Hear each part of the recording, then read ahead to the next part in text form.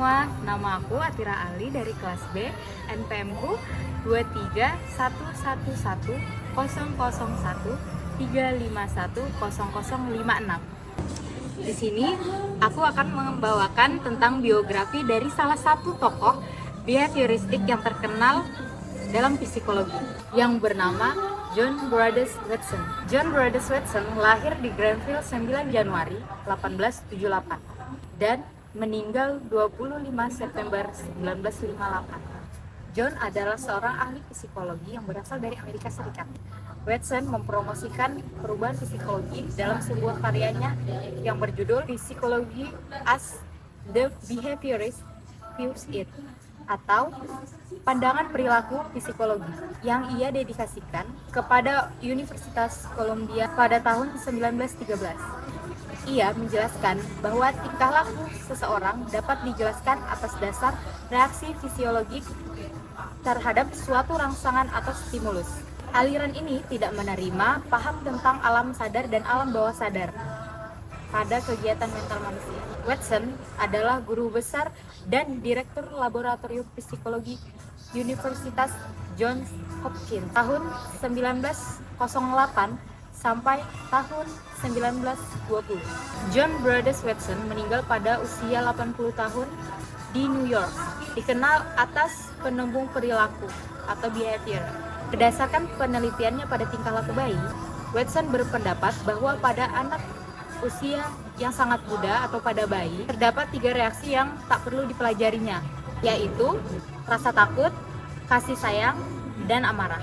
Di antara buku karangannya yang terkenal adalah From the Standpoint of a Behaviorist tahun 1919 dan Psychological Care of Infant and Child pada tahun 1928. Pada usia 22 tahun, 20 Juli 1900, Watson sudah menuliskan karya psikologinya, mengusulkannya pada Presiden Universitas Chicago pada saat itu, yaitu William Rainey Harper, setahun sebelum dia lulus dari Universitas Pullman, sebuah sekolah yayasan milik Baptis dekat dengan kota kelahirannya Granville.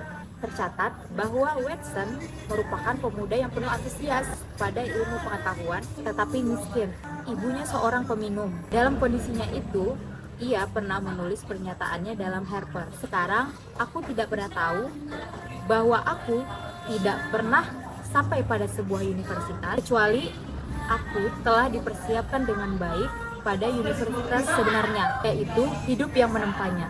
Watson menikah pada tahun 1904. Ia menikah dengan Mary Ickes. Pernikahannya berakhir pada tahun 1920. Watson diketahui telah melakukan perselingkuhan yang akhirnya terungkap ke publik. Perselingkuhannya ini dilakukan oleh mahasiswa pasca sarjana yang bernama Rosalie Rayner di Universitas Johns Hopkins. Ia merupakan mahasiswa Hopkins yang berusia 21 tahun. Rosie membantu percobaan Watson yang bernama Albert Kecil. Perselingkuhannya ini membuat ia dipecat dari Johns Hopkins. Ia juga bercerai dengan istrinya. Selanjutnya yang akan kita bahas adalah pemikiran. Pertama ada teori perilaku. Watson memberikan definisi yang luas terhadap perilaku. Ia mengartikan perilaku sebagai tindakan atau ucapan makhluk hidup.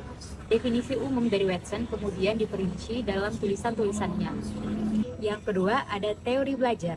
Watson merupakan salah satu tokoh yang memiliki pemikiran bahwa pembelajaran antara hewan dan manusia tidak ada perbedaan. Kesamaan belajar pada makhluk hidup adalah memiliki kondisi tertentu. Watson mengembangkan teori belajar dari Ivan Pavlov dan mengemukakan teori tentang hubungan antara rangsangan dan tanggapan. Ia berpendapat bahwa belajar merupakan hasil dari refleks atau tanggapan yang terjadi melalui rangsangan pengganti. Bentuk refleks atau tanggapan ini antara lain rasa takut, rasa cinta, dan kemarahan. Pembentukan hubungan antara rangsangan dan tanggapan tersebut menurut Watson diakibatkan oleh adanya pengkondisian. Kemudian ada pengaruh. Behaviorism. Watson adalah pendiri dari aliran behaviorisme.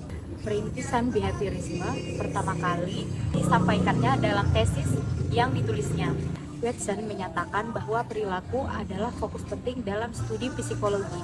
Pemikirannya bagi behaviorisme khususnya dikembangkan melalui perilaku hewan. Pemikiran behaviorisme dari Watson merupakan bagian dari psikologi modern. Jadi guys, itu aja penyampaian dari aku. Kurang dan lebihnya mohon maaf. Terima kasih.